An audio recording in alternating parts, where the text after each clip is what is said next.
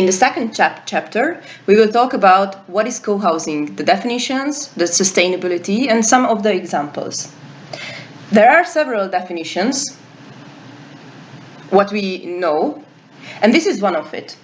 But there are six characteristics which is the most important to call one thing to a co-housing. One is participative process, neighborhood design, common facilities, resident management, and non-hierarchical structure and decision-making process, and no shared community economy. The first is the collaborative participative design process. Residents have and will continue to participate in the design of the co-housing so that it meets their needs. The process included several workshops with experts, architects and team developers. Firstly, on how the property will be used, including the massing of the buildings. The next workshop addressed what community facilities the members want and need. The third workshop defined the design of the housing units, for example, number of the bedrooms, bathrooms, and so on. Meanwhile, the design phase, a strong engagement needed and the parallel workshops needed for a team community development. Architectural and site design for community interaction. The physical layout and orientation of the buildings or site plan will encourage a sense of community. Community meetings areas, gardens, mall pickup areas, and other amenities will be designed to support informal interaction and help to build a community. The second is the neighborhood design. The physical layout and orientation of the building, the site plan, encourage the sense of the community. For example, the private residents are clustered on the site, leaving more shared open space, and the impact of the community is realized in a bigger scale in the high-dense urban areas. The neighborhood where the co-housing takes place has affected as well, mostly in a positive way. The third is the common facilities. All households will have fully functioning and independent homes, so the residents can expect to have both community and privacy. Common areas designed for daily use are an integral part of the community and supplement independent private residences, including a common kitchen, dining area, gardens, guest rooms, laundry, and also may contain a workshop, a library or exercise room, or other facilities. The fourth characteristic is the resident management. Residents will manage the co-housing and also perform much of the work required to maintain the property. They participate in the preparation of the common meals and meet regularly to solve the problems and develop policies for the community. Usually, the management of the property and the community is led by working groups. The fifth is the non-hierarchical structure and decision-making process. Leadership roles naturally exist in a co-housing communities, however, no one person or persons has authority over others. Most groups start with one of two burning souls. As people join the group, each person takes on more roles consistent with her skills, abilities or interests. Most co-housing groups make all of their decisions by consensus, and also many groups have a policy for voting in the group cannot reach consensus after a number of attempts. And the last characteristic is the no shared community economy. The community is not a source of income for its members. Occasionally, a co-housing community will pay one of the residents to do a specific task, but more typically, the work will be considered that members' contribution to be the shared responsibilities. So co-housing is not a commune. The sustainability has three pillars: environmental, economy, and social. In general, sharing can reduce the human footprint. On the other hand, most of the sustainable technologies are easier and more effective to maintain by a bigger group of places, for instance, in a community. Sharing has a social aspect as well. Share the places, the furniture, the events, the problems, your ideas, your knowledge, everything. Because of this, co-housing inhabitants integrate different kinds of people and support each other. People are grouped in the buildings and not strangers and not only citizens. In this video, we can have an insight of living in Vom project co-housing. It is a contemporary example from Vienna, and we can catch a feeling from them why it is worth it to live in this way.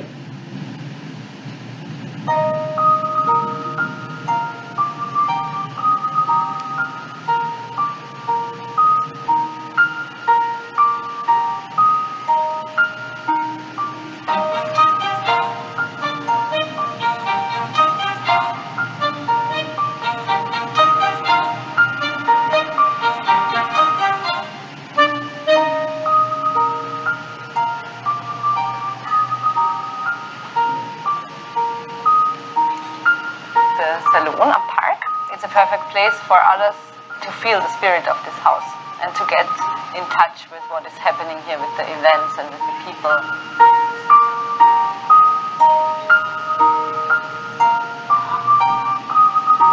We decided to place the more public infrastructure in the ground floor, so we have a coffee shop and the architectural office in the ground floor situated to the street. And we also have a community kitchen, the playroom and the room for bicycles situated to the courtyard.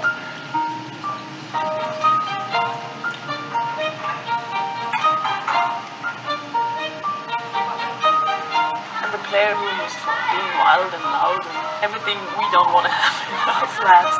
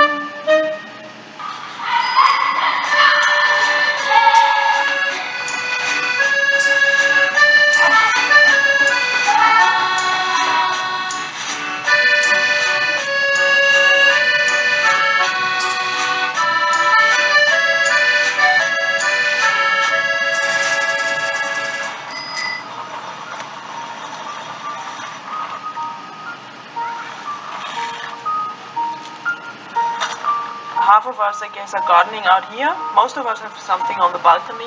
Yeah, hi, how is it going? And what are you growing there? And how is that growing well? And then you start watering, and the kids start playing around. And this is the typical Saturday, you know. Things just happen. Sometimes I just take out the trash, not because I have to take it out, because I think I might need some more.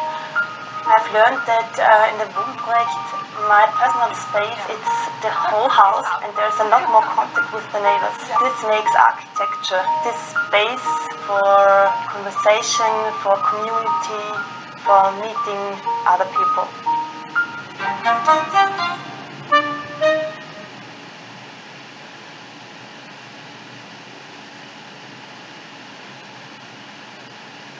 So after this super video, we would like to show you some typologies of co-housing projects. The examples of European co-housings are becoming more diverse and creative every year. The buildings and the communities could be really different. Inhabitants decide about sharing goals, activities and common spaces. Communities can develop new buildings or reuse abandoned old ones. Co-housing can be in different areas of the cities. We can find European examples in the city center, inner city, and in suburban areas as well. And their scales can be extensive as well. From the smallest scale, which we call is flat sharing, till the whole block belongs to a community. The innovative semi-private areas are highly important in the life of co-housing, as they support the interaction between the inhabitants.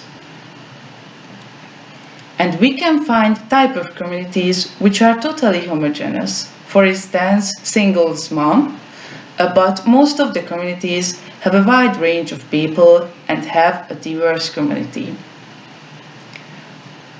We would like to share a TEDx video with you where Grace speaking about how co-housing can make us happier. Grace is living in a co-housing and also lead an architect office where they design co-housings. Loneliness.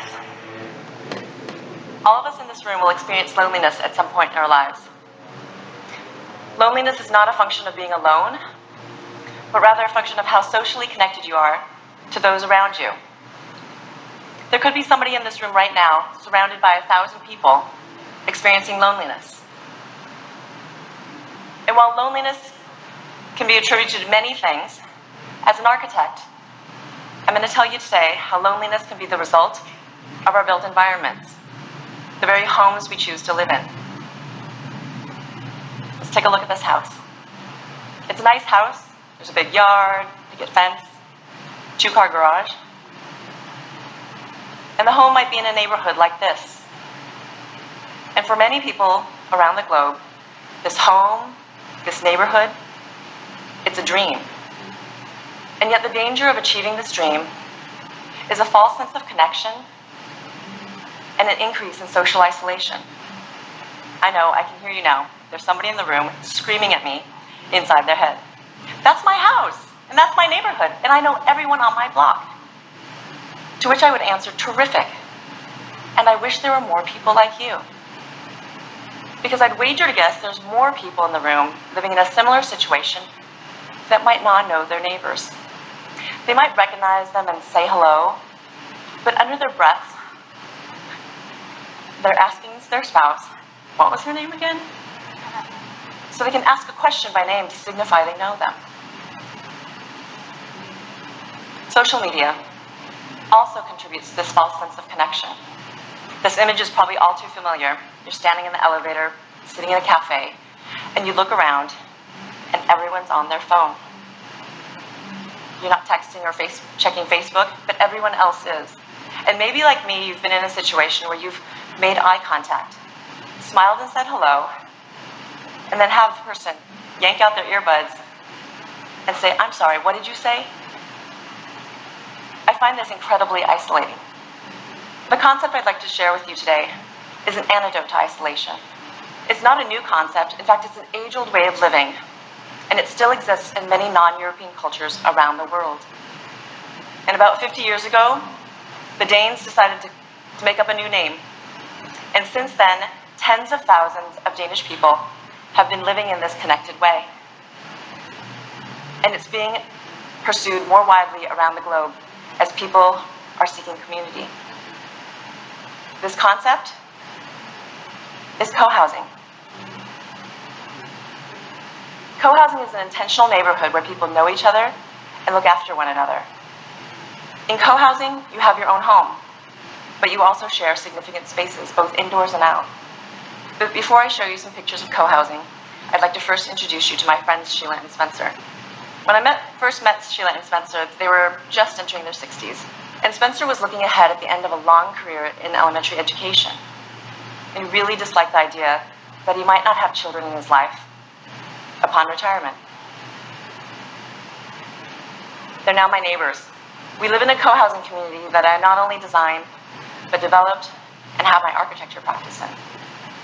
This community is very intentional about our social interactions. So let me take you on a tour. From the outside, we look like any other small apartment building.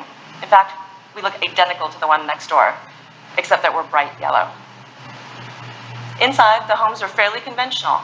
We all have living rooms and kitchens, bedrooms and baths, and there are 9 of these homes around a central courtyard. This one's mine, and this one's Spencer and Sheila's. And the thing that makes this building uniquely co-housing are not the homes, but rather what happens here. The social interactions that happen in and around that central courtyard. When I look across the courtyard, I look forward to seeing Spencer and Sheila. In fact, every morning, this is what I see. Spencer waving at me furiously as we're making our breakfast. From our homes, we look down into the courtyard. And depending on the time of year, we see this. Kids and grown-ups in various combinations playing and hanging out with each other. There's a lot of giggling and chatter. There's a lot of hula hooping. And every now and then, hey, quit hitting me, or a cry from one of the kids. These are the sounds of our daily lives and the sounds of social connectedness. At the bottom of the courtyard, there are a set of double doors, and those lead into the common house.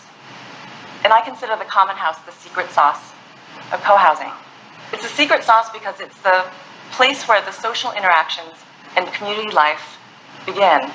And from there, it radiates out through the rest of the community. Inside our common house, we have a large dining room to seat all 28 of us and our guests, and we dine together 3 times a week. In support of those meals, we have a large kitchen so that we can take turns cooking for each other in teams of 3. So that means, with 17 adults, I lead cook once every 6 weeks. 2 other times, I show up and help my team with the preparation and cleanup. And all those other nights, I just show up. I have dinner, talk with my neighbors, and I go home having been fed a delicious meal by someone who cares about my vegetarian preferences.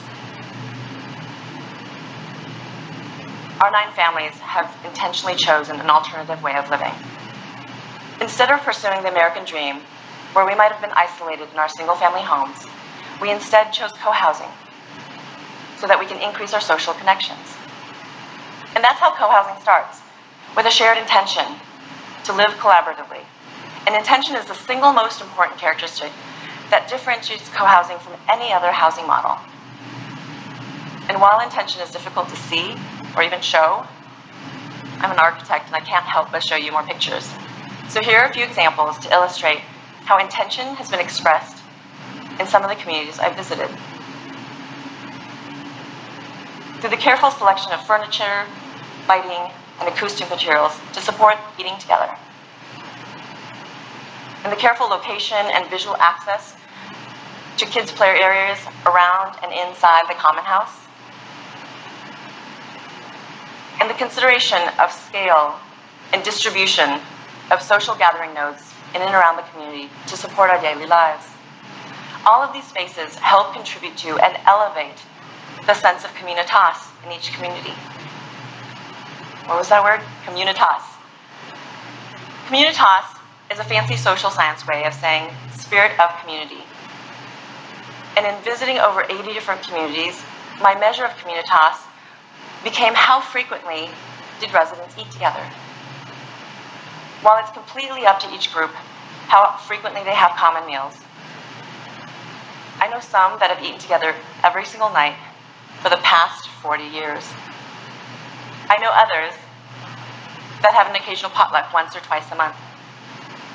And from my observations, I can tell you, those that eat together more frequently, they exhibit higher levels of communitas. It turns out, when you eat together, you start planning more activities together. When you eat together, you share more things. You start to watch each other's kids. You lend out your power tools. You borrow each other's cars. And despite all this, as my daughter loves to say, everything is not rainbows and unicorns in co-housing. And I'm not best friends with every single person in my community. We even have differences and conflicts. But living in co-housing, we're intentional about our relationships. We're motivated to resolve our differences. We follow up, we check in, we speak our personal truths, and when appropriate, we apologize. Skeptics will say that co-housing is only interesting or attractive to a very small group of people. And I'll agree with that. If you look at Western cultures around the globe, those living in co-housing are just a fractional percent. But that needs to change, because our very lives depend upon it. In 2015, Brigham Young University completed a study that showed a significant increased risk of premature death in those who are living in isolation. The US Surgeon General has declared isolation to be a public health epidemic. And this epidemic is not restricted to the US alone. So when I said earlier that co-housing is an antidote to isolation, what I should have said is that co-housing can save your life. If I was a doctor, I would tell you to take 2 aspirin and call me in the morning. But as an architect, I'm going to suggest that you take a walk with your neighbor, share a meal together, and call me in 20 years. Thank you.